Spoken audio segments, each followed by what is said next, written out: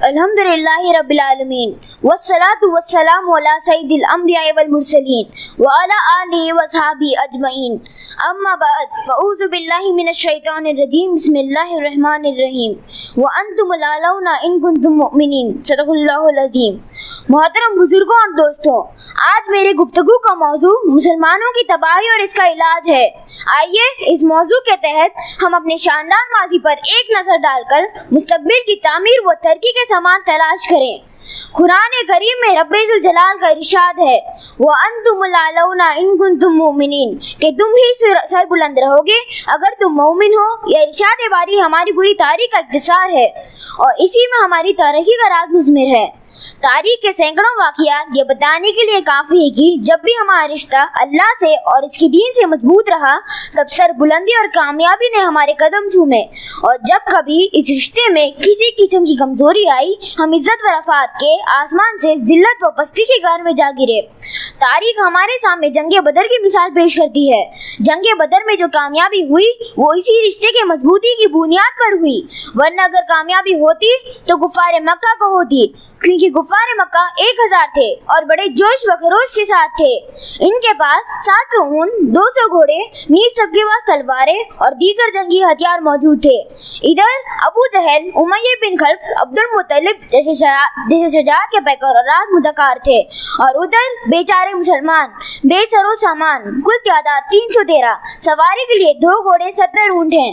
एक पर 3-3, 4-4 आदमी सवार हैं और बाज पैदल ही सफर कर रहे हैं, और किसी के पास नीज़ा और कमान है तो तलवार नहीं, और तलवार है तो नीज़ा और कमान नहीं। मोहतरम दोस्तों, जब मुकाम बदर पहुंचते हैं तो देखते हैं कि कुफ़ार मक्का बुलंद मुकाम पर ख़ैमेज़न हो चुके हैं, जहां पानी की भी फरादानी है। बेचारे मुसलमानों को पस्त और रेतीली ज़मीन पर ख़ैमेज़न होना पड़ा।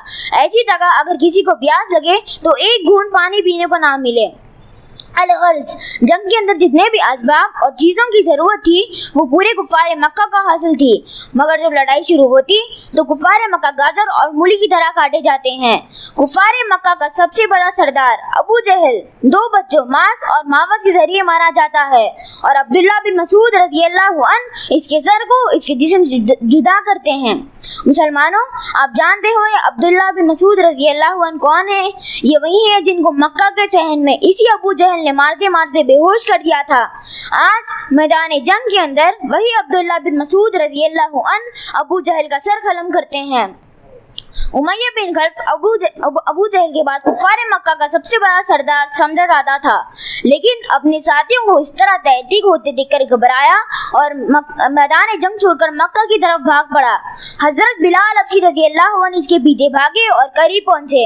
उमय्या बिन खल्फ घबराकर घोड़े के नीचे गिर जाता है और पेट की बल ले जाता है, शोर मचाता है, माफी मांगता है, अमन चाहता है, लेकिन बिलाल हबशी रज़ियल्लाहु अन्हु इसके पेट के नीचे से तलवार चलाकर इसको जहन्नुम रसीद कर देते हैं। मुसलमानों, आप जानते हुए बिलाल हबशी रज़ियल्लाहु अन्हु कौन है? इसी उमय्या बिन खल्फ के गुलाम है। जब इस्लाम कबूल किया तो मक्का के अंदर उमय्या बिन खल्फ दोपहर के वक्त तपते हुए रेत पर लिटाकर पत्थर की बड़ी बड़ी चट्टानें रख देता था ताकि ये कोई हरकत ना कर सके। रात को जंजीरों में बांधकर कोड़े लगाता। अगले दिन इनको गर्म जमीन पर लिटाकर और ज्यादा जख्मी किया जाता ताकि तकलीफ से बेकाबू होकर इस्लाम से फिर जाए या यूं ही तड़प तड़प कर मर जाए। पैरों में रस्सी बांधकर मक्का की गलियों में घसीटा जाता। तरह तरह की अज़ियतें और तकालीफें पहुंचाई जाती, यहाँ तक कि तकालीफ देने वाला थक जाता, उगता जाता। कभी उमय्या बिन खल्फ का नंबर आता, कभी अबू जहल का नंबर आता, कभी औरों का नंबर आता। आज मैदान जंग के अंदर वही गुलाम अपने आखिर व मालिक यानी उमय्या बिन खल्फ को कत्ल करने दौड़ रहा है, और उमय्या बिन खल्फ मैदान जंग छोड़कर भाग रहा है।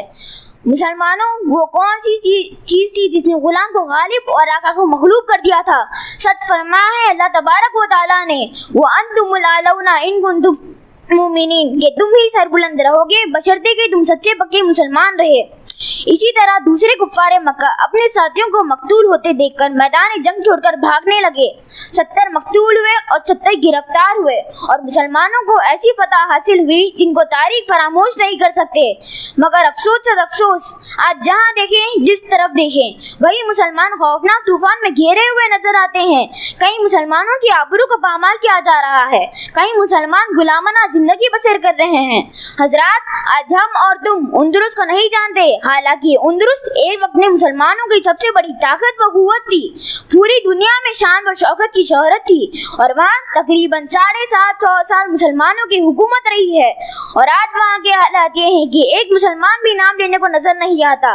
मुसलमानों के ऊपर तबाही इस तरह की ना सिर्फ ये कि मुसलमानों को बेघर किया गया, बल्कि मुसलमानों का कत्ले आम हुआ, इज्जत व आबरू को पामाल किया गया, हजारों मुसलमानों को अपना मजहब छोड़ने पर मजबूर कर दिया गया, जिंदा मुसलमानों को आग में जला दिया गया, जिंदा मुसलमानों को जमीन के अंदर दफन कर दिया गया।